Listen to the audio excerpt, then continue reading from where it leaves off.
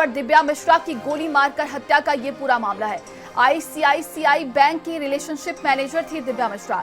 पति मानस वाजपेयी ने इस वारदात को अंजाम दिया है। वहीं गोमती नगर में दिन दहाड़े इस वारदात को अंजाम दिया गया। सीसीटीवी फुटेज में बैंक के गेट पर नजर आया है मानस। दोनों के बीच बहस के बाद मारपीट हुई और इसके बाद मारपीट देखकर देखिए गार्ड और कर्मचारी दिव्या को बचाने पहुंचे।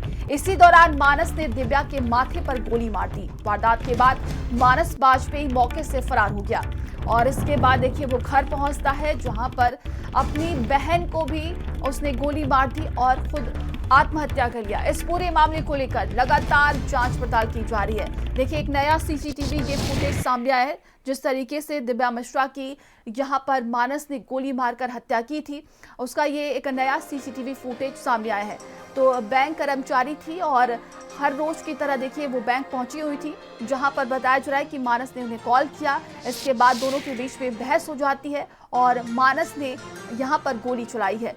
तो इसके बाद देखिए वो घर पहुंचता है, अपनी बहन को भी मौत के घाट उसने उतार दिया है और खुद आत्महत्या कर लिया। इस पूरे मामले को लेकर लगातार जांच पड़ताल की जा रही है।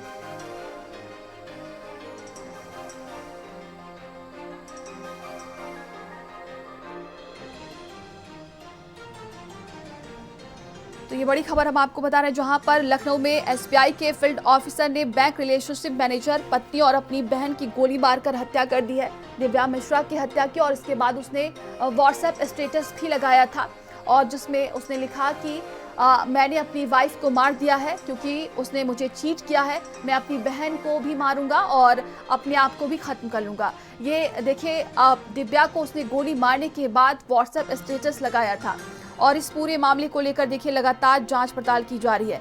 तो गुरुवार दोपहर करीब 12:05 पर मानस वाजपेयी कार से आईसीआईसीआई बैंक पहुंचा और फोन करके उसने अपनी पत्नी दिव्या मिश्रा को ऑफिस के बाहर बुलाया था।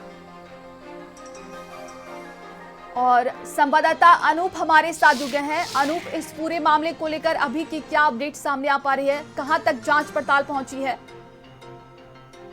देखिए बिल्कुल, क्योंकि ये जिस तरह से ये जो है एक बड़ी घटना सामने आई थी कि किस तरह से मानस वाजपेयी जो कि एसबीआई बैंक में कर्मचारी था और उसकी जो पत्नी है दिव्या मिश्रा आईसीआईसीआई बैंक में रिलेशनशिप मैनेजर थी। कल 12:15 बजे हुसड़िया चौराहा जो घर है मानस वाजपेयी का, वहां से ये सीधे आईसीआईसीआई बैंक पहुंचा और दिव्या मिश्रा को बाहर बुलाने के बाद दोनों के बीच जो है पहले विवाद हुआ है और उसके बाद 2 असलहे ये लेकर के गया था, 2 पिस्टल लेकर के गया था और 2 पिस्टल में एक पिस्टल से पहले उसके चेहरे पे वार किए हैं, बट से उसको घायल किया है और उसके बाद उसे 2 गोली मार के मौत के घाट उतारा। जो सीसीटीवी है वो भी सामने आ गया है कि किस तरह से कैसे जो है घटना को अंजाम दिया। और आप समझिए उसके बाद वहां से 1.5 किलोमीटर दूर अपने घर हुसड़िया चौराहे पे पहुंचा और ये ऑटो का उसने सहारा लिया था। ऑटो से ही आईसीआईसीआई बैंक आया था और उसी ऑटो से फिर वापस गया और वहां पर अपने घर पहुंचने के बाद जो बहन थी तुलिका, उसको गोली मारी, उसके बाद खुद को गोली मार के अपनी जान दे दी।